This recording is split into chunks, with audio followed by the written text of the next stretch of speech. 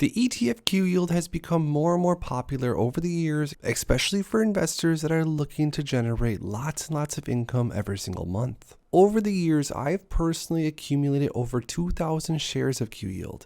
In this video, we're going to go over QYLD and talk about some of the good things and the bad things it has to offer. So first off, QYLD, or Global X NASDAQ 100 Covered Call ETF, is an exchange-traded fund that invests primarily in stocks of companies in the NASDAQ 100 index and writes covered calls on those stocks to generate additional income. But here's how the fund works. The ETF invests in stocks and companies in the NASDAQ. The NASDAQ 100 is a market capitalization weighted index of 100 large cap companies listed on the NASDAQ stock exchange. The ETF then writes covered call options on those stocks. A covered call option is a financial contract that gives the buyer the right, but not the obligation, to buy an underlying asset, in this case the stock, at a specific price, which is the strike price, within a specific time frame known as the expiration date. When the ETF writes covered call options, it receives a premium from the buyer of the option. The premium provides additional income to the ETF and to the investors holding onto it. And generally speaking, the strategy of writing covered call options is designed to generate income while also providing some downside protection. However, it also limits the upside potential.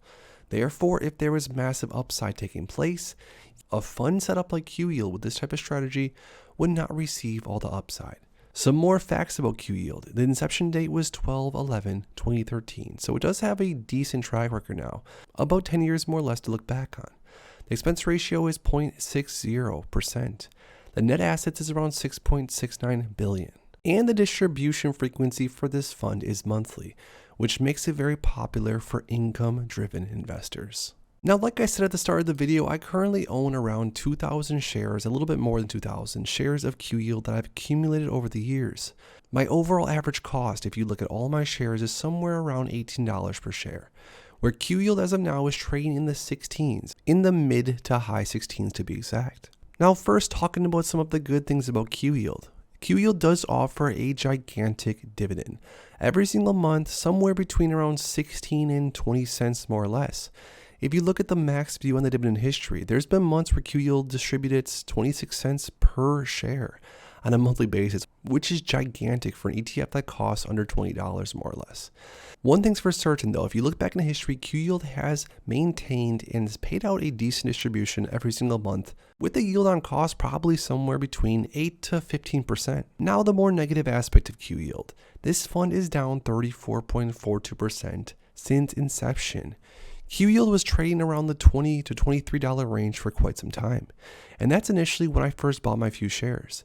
I then averaged down a lot during the 2022 situation and averaged down a lot more over the last year. And if you look at the 52-week range, QYLD has traded as low as $15 per share. When it comes to higher yielding stocks for ETFs, this is every dividend investor's worst nightmare. Invest into a fund or a stock which does generate a high distribution or dividend, but having to pay the price for the share price or the ETF price. And this is exactly why some investors label things like QYLD as a dividend trap. The dividend sucks in investors, and a lot of investors at that. I mean, they have 6.65 billion in assets under management.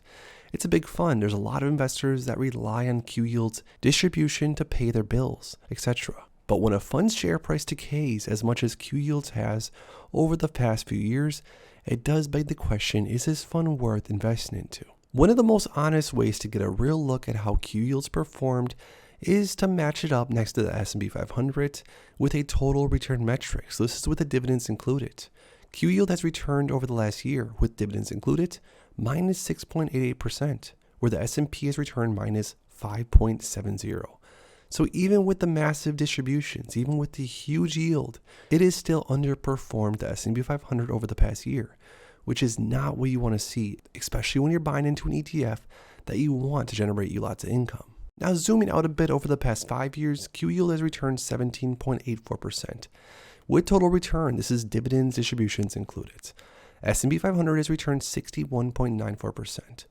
So in the last 5 years, if you would have put the same amount of money into QYLD versus the S&P 500, you would have tripled your money if you would have just set it in the S&P 500 and not chased that juicy monthly dividend. So what does this mean for QYLD, and am I buying more shares of QYLD as of currently? I personally have not purchased any more shares of QYLD in quite some time, and I will likely hold on to my 2,000 plus shares I personally do think that there are better high-yielding ETF cover call funds out there, and we went over some of them on my channel. And as of now, there's no reason for me to want to invest more of my hard-earned cash or my reinvested dividend money into QYLD compared to things like JEPI, like Devo, like SCHD, and others. But I want to hear from you guys. Comment down below what you think of QYLD. Do you think this fund is going to turn around, and do you think it's worth investing into? If you enjoyed this video, make sure to please drop a like on the video and make sure to subscribe for more videos like this.